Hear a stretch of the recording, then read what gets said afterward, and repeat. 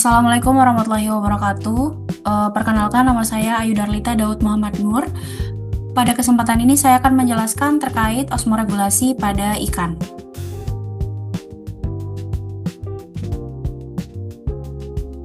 Sebelum kita masuk pada proses osmoregulasi, saya ingin mengajak teman-teman untuk kita mengetahui apa yang dimaksud dengan osmoregulasi. Ikan merupakan organisme akuatik yang hidup di lingkungan dengan tingkat salinitas yang sangat beragam, mulai dari air tawar yang memiliki konsentrasi garam rendah hingga air laut yang memiliki konsentrasi garam tinggi. Perbedaan salinitas ini menyebabkan terjadinya perbedaan tekanan osmotik antara cairan tubuh ikan dan lingkungan di sekitarnya. Secara alami, udara akan bergerak dari daerah dengan konsentrasi zat terlarut rendah ke zat terlarut yang tinggi melalui proses osmosis. Sedangkan ion-ion seperti natrium dan juga klorida akan bergerak mengikuti gradien konsentrasi. Kita lihat pada konsep utama di mana jika kondisi ini tidak terkendali, maka keseimbangan cairan dalam tubuh ikan ini dapat terganggu.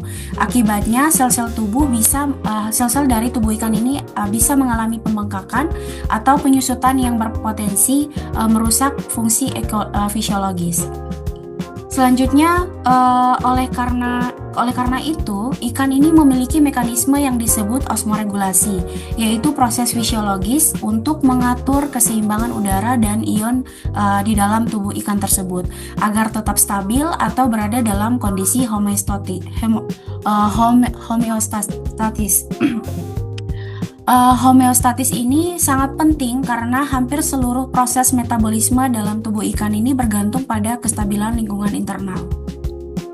Selanjutnya yaitu organ yang berperan dalam proses osmoregulasi ini, yaitu kita lihat terdapat beberapa organ utama yang memiliki peran penting. Yang pertama yaitu ada insang yang berfungsi sebagai tempat pertukaran ion secara langsung dengan lingkungan melalui mekanisme transport aktif. Kemudian yang kedua yaitu ginjal yang berperan dalam mengatur volume dan konsentrasi urin untuk menjaga keseimbangan cairan tubuh. Dan yang ketiga yaitu saluran pencernaan yang juga berkontribusi dalam penyerapan udara dan ion, terutama pada ikan yang hidup di lingkungan perairan laut. Organ yang ketiga ini yaitu bekerja secara terkoordinasi untuk mempertahankan keseimbangan internal tubuh pada ikan. Selanjutnya yaitu dampak perubahan salinitas. Ketika terjadi perubahan salinitas lingkungan yang signifikan, ikan akan mengalami tekanan fisiologis. Hal ini dapat menyebabkan gangguan pada sistem metabolisme, penurunan kemampuan osmoregulasi, hingga meningkatkan resiko kematian atau mortalitas apabila ikan ini tidak mampu beradaptasi dengan cepat. Selanjutnya yaitu kita lihat terkait kebutuhan energi. Pentingnya untuk memahami bahwa osmoregulasi ini merupakan proses yang memerlukan energi dan jumlah yang cukup besar, di mana energi ini digunakan terutama untuk proses transport ion aktif melalui membran sel. Ketika ikan ini berada pada kondisi lingkungan yang tidak ideal, kebutuhan energi akan meningkat karena tubuh harus bekerja lebih keras untuk menjaga keseimbangan internalnya. Selanjutnya yaitu kita melihat terdapat perbedaan osmoregulasi antara ikan air tawar dan juga ikan air laut, di mana masing-masing memiliki strategi adaptasi yang berbeda sesuai dengan kondisi lingkungannya. Kita lihat yang pertama pada ikan air tawar atau pada freshwater, di mana ikan air tawar ini hidup di lingkungan dengan konsentrasi garam yang lebih rendah dibandingkan dengan cairan tubuhnya. Kondisi ini disebut sebagai lingkungan hipotonik terhadap tubuh ikan. Akibat dari perbedaan konsentrasi tersebut, udara ini cenderung masuk ke dalam tubuh ikan secara terus-menerus melalui proses osmosis. Sementara itu, ion-ion penting seperti natrium dan juga klorida justru cenderung keluar dari tubuh ikan ke lingkungannya. Kemudian kita lihat respons fisiologis. Untuk mengatasi kondisi ini, ikan air tawar ini melakukan beberapa mekanisme adaptasi. Yang pertama, ikan akan mengeluarkan urin dari dalam jumlah besar dan bersifat encer sebagai cara untuk ia membuang kelebihan udara di dalam tubuhnya. Kemudian yang kedua, ikan secara aktif menyerap ion-ion garam dari lingkungan melalui insang dengan menggunakan mekanisme transport aktif. Proses ini sangat penting untuk menggantikan ion yang hilang dan menjaga keseimbangan internal tubuh. Kemudian kita lihat pada ikan air laut, di mana sebaliknya ikan air laut ini hidup di lingkungan dengan konsentrasi garam yang lebih tinggi dibandingkan dengan cairan tubuhnya. Kondisi ini disebut sebagai lingkungan hipertonik.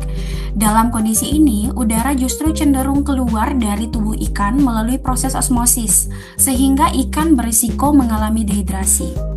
Di sisi lain, garam ion-ion ini akan masuk ke dalam tubuh secara berlebihan melalui difusi dan dari makanannya, seperti itu. Untuk mengatasi kondisi tersebut, ikan air laut ini melakukan beberapa adaptasi penting, yaitu yang pertama, ikan akan meminum air laut dalam jumlah besar untuk menggantikan kehilangan cairan. Yang kedua, kelebihan ion garam dikeluarkan secara aktif melalui insang. Kemudian yang ketiga, menghasilkan urin dalam jumlah sedikit dan lebih pekat sebagai bentuk untuk penghematan udara dalam tubuhnya. Dengan demikian, ikan air laut menghadapi tantangan berupa kekurangan udara dan kelebihan ion, sehingga strategi utamanya adalah mempertahankan udara dan mengeluarkan ion. Nah, perbandingan inti dari proses osmoregulasi dari ikan air tawar dan juga ikan air laut ini terutama berada pada arah pergerakan udara dan juga ion serta strategis fisiologis yang digunakan, di mana ikan air tawar ini cenderung kelebihan air dan kehilangan ion, sedangkan ikan air laut ini mengalami kehilangan air dan kelebihan ion. Next, kita lihat pada metode penentuan salinitas optimum. Bagaimana cara untuk kita menentukan terkait salinitas optimum pada ikan, yaitu kondisi salinitas di mana ikan ini dapat hidup dengan efisiensi fisiologis tertinggi, di mana tingkat stres minimal serta kinerja pertumbuhan yang optimal. Secara umum, perubahan salinitas lingkungan akan mempengaruhi keseimbangan osmotik dalam tubuh ikan. Ketika salinitas tidak sesuai, ikan harus melakukan osmoregulasi lebih intensif, yang berarti membutuhkan energi lebih besar. Sebaliknya, pada kondisi salinitas optimal, beban kerja osmoregulasi ini menjadi minimal, sehingga energi dapat dialokasikan untuk pertumbuhan dan aktivitas fisiologis lainnya. Kita lihat pada parameter yang pertama, yaitu pada konsumsi oksigen, di mana parameter yang digunakan adalah konsumsi oksigen ini mencerminkan besarnya metabolisme energi yang digunakan oleh ikan, di mana termasuk untuk proses osmoregulasinya. Semakin tinggi konsumsi oksigen berarti semakin besar energi yang dibutuhkan untuk beradaptasi terhadap lingkungan. Oleh karena itu, indikator kondisi optimal adalah ketika nilai konsumsi oksigen yang berada pada titik paling rendah, yang menunjukkan bahwa ikan tidak perlu mengeluarkan banyak energi untuk mempertahankan keseimbangan tubuhnya. Selanjutnya, parameter yang kedua yaitu penurunan bobot, di mana penurunan bobot tubuh ikan dapat menjadi indikator bahwa ikan mengalami stres akibat kondisi salinitas yang tidak sesuai. Hal ini terjadi karena energi yang seharusnya digunakan untuk pertumbuhan justru dialihkan untuk proses osmoregulasi. Dengan demikian, kondisi salinitas optimal ini ditunjukkan oleh penurunan bobot yang paling kecil atau bahkan pertumbuhan yang stabil. Selanjutnya yaitu pada parameter yang ketiga, osmotic gradient, di mana osmotic gradient ini yaitu selisih tekanan osmotik antara cairan tubuh ikan dan media lingkungannya. Semakin besar perbedaan ini, maka semakin berat juga kerja dari osmoregulasi yang harus dilakukan oleh ikan tersebut. Sebaliknya, jika gradien osmotik ini kecil atau mendekati kondisi isoosmotik, maka tubuh ikan ini tidak perlu bekerja keras untuk menjaga keseimbangan cairannya. Oleh karena itu, indikator kondisi optimal adalah ketika gradien osmotik ini berada pada nilai paling kecil, seperti itu. Selanjutnya yaitu pada aktivitas enzim Na+K+, ATPase, di mana parameter keempat adalah pada enzim ini berperan penting dalam proses transport aktif ion, terutama di insang. Aktivitas enzim ini biasanya meningkat ketika ikan mengalami stres salinitas sebagai bentuk respon adaptasinya. Namun, peningkatan aktivitas ini juga berarti kebutuhan energi yang lebih besar, sehingga kondisi optimal ini ditunjukkan oleh aktivitas enzim yang stabil dan tidak terlalu tinggi, yang menandakan ikan tidak mengalami tekanan osmotik berlebihan. Keempat, parameter ini tidak digunakan secara terpisah, melainkan dicampurkan untuk mendapatkan gambaran yang lebih komprehensif. Dengan kita menggabungkan data konsumsi oksigen, perubahan bobot tubuh, gradien osmotik, dan juga aktivitas enzim, kita dapat menentukan salinitas di mana ikan mengalami beban fisiologis paling rendah. Dari hasil integrasi ini menunjukkan kondisi di mana energi minimal digunakan untuk osmoregulasi stres rendah dan fungsi fisiologis berjalan secara optimal. Ya, mungkin itu dari saya. Selanjutnya akan dilanjutkan oleh rekan saya. Saya persilahkan kepada saudara Suganda Ubaidillah. Dipersilahkan. Baik, terima kasih Saudari Ayu. Di sini saya akan menjelaskan terkait hasil dari penelitian. Perkenalkan, saya Suganda Ubaidillah. Saya akan melanjutkan penjelasan dari materi osmoregulasi ini. Baik, pada bagian hasil, di sini terdapat temuan utama penelitian, yaitu menunjukkan hubungan erat antara salinitas lingkungan dengan kebutuhan energi osmoregulasi dan dampak fisiologis pada ikan. Salinitas isoosmotik menghasilkan kondisi paling efisien dengan energi osmoregulasi terendah.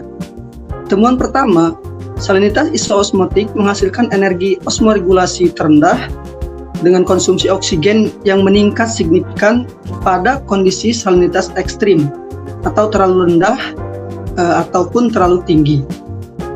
Pada temuan kedua, aktivitas enzim Na+ per K+ min ATPase dan hormon stres atau hormon kortisol meningkat pada kondisi salinitas yang tinggi. Hal ini menunjukkan adanya peningkatan beban osmoregulasi. Lalu, pada temuan ketiga, salinitas tinggi ini menyebabkan kerusakan struktural pada jaringan insang, usus, serta mengganggu fungsi osmoregulasi dan penyerapan nutrisi. Artinya, secara keseluruhan, hasil penelitian ini menegaskan bahwa salinitas isoosmotik merupakan kondisi paling optimal bagi efisiensi energi dan kesehatan ikan. Baik, selanjutnya pada bagian pembahasan. Pada bagian pembahasan ini, saya akan menafsirkan hasil penelitian terkait dengan mekanisme fisiologi ikan, khususnya dalam konteks osmoregulasi. Hasil penelitian dianalisis untuk memahami hubungan antara salinitas, respon fisiologis, dan kebutuhan energi osmoregulasi pada ikan. Baik, pertama kita lihat salinitas optimal. Pada kondisi ini, ikan berada dalam keadaan paling stabil secara fisiologis. Energi yang dibutuhkan untuk osmoregulasi berada pada tingkat paling rendah karena perbedaan tekanan osmotik antara tubuh dan lingkungan tidak terlalu besar. Hasilnya, ikan tidak perlu bekerja keras untuk menjaga keseimbangan cairan dan ion. Kondisi ini memungkinkan energi dialokasikan secara maksimal untuk pertumbuhan, sehingga ikan menunjukkan kinerja pertumbuhan yang lebih baik. Selanjutnya, pada salinitas ekstrim, baik terlalu rendah maupun terlalu tinggi, terjadi peningkatan beban fisiologis. Hal ini ditandai dengan meningkatnya aktivitas enzim Na+ per K+ min ATPase yang berfungsi dalam proses transport ion. Aktivitas enzim ini membutuhkan energi dalam bentuk ATP, sehingga ketika salinitas tidak optimal, konsumsi energi ikan meningkat. Ini menunjukkan bahwa ikan harus mengeluarkan usaha lebih besar untuk mempertahankan homeostatis. Kemudian, pada bagian respon stres, kondisi salinitas yang tidak sesuai akan memicu peningkatan hormon stres seperti kortisol. Hormon ini merupakan bagian dari mekanisme adaptasi tubuh terhadap tekanan lingkungan. Namun, peningkatan kortisol juga menjadi indikator bahwa ikan sedang mengalami stres fisiologis. Jika berlangsung dalam jangka panjang, kondisi ini dapat mengganggu metabolisme, menurunkan pertumbuhan, dan meningkatkan sistem imun ikan. Kemudian, pada aktivitas organ, seperti usus dan ginjal, itu meningkatkan aktivitas metabolik saat beban osmoregulasi meningkat. Artinya, peningkatan aktivitas metabolik ketika ikan berada dalam kondisi salinitas yang tidak optimal, ginjal bekerja lebih keras untuk mengatur keseimbangan udara melalui produksi urin. Sedangkan usus berperan dalam penyerapan udara dan ion. Peningkatan aktivitas ini menunjukkan bahwa tubuh ikan sedang berusaha keras mempertahankan keseimbangan internalnya. Jika kita lihat secara keseluruhan, keempat aspek ini saling berkaitan. Ketika salinitas mendekati kondisi optimal, beban osmoregulasi menurun, stres berkurang, dan fungsi organ menjadi lebih efisien.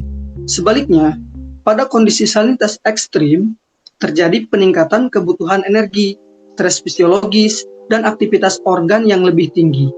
Oleh karena itu, pembahasan ini menegaskan bahwa pengaturan salinitas yang tepat sangat penting untuk menjaga efisiensi energi, kesehatan, dan pertumbuhan ikan, terutama dalam konteks budidaya perikanan. Baik, adapun kesimpulan yang didapat dari hasil penjelasan terkait osmoregulasi pada ikan. Osmoregulasi pada ikan dipengaruhi secara signifikan oleh salinitas lingkungan. Hal ini tentu mempengaruhi keseimbangan air dan ion dalam tubuh. Salinitas optimum atau isoosmotik menghasilkan efisiensi energi tertinggi dan meminimalkan stres fisiologis dan mendukung pertumbuhan optimal. Adapun metode penentuan salinitas optimum meliputi konsumsi oksigen, penurunan bobot tubuh, gradien osmotik, dan aktivitas enzim Na+ per K+ min ATPase. Baik, mungkin itu saja penjelasan dari kami terkait osmoregulasi ekofisiologi hewan air pada ikan air tawar dan